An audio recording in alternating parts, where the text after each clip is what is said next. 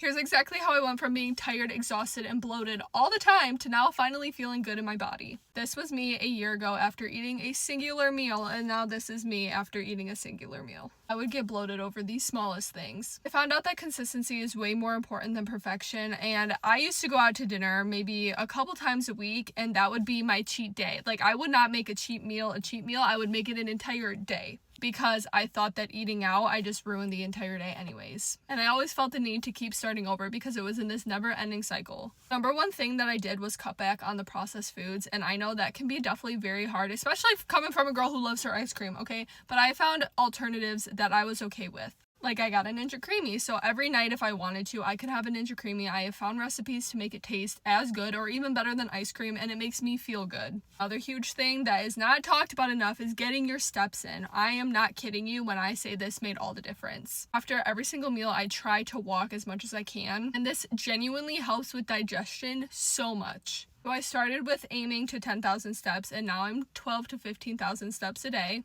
I also used to go to the gym 6 days a week. I barely ever took a rest day, so I now only go 5 days a week, and I make sure to actually rest and listen to my body. That took down the inflammation a lot, and I see way more results because your body needs time to recover. And it gets under a constant tension and stress when you are constantly working out. Sauna is also a great addition to helping your inflammation and your water retention in your body. So I started doing that a couple times a week as well. There are genuinely so many factors that I changed in my life. Drinking more water was another one. You need to flush all of that gunk out, and water helps you.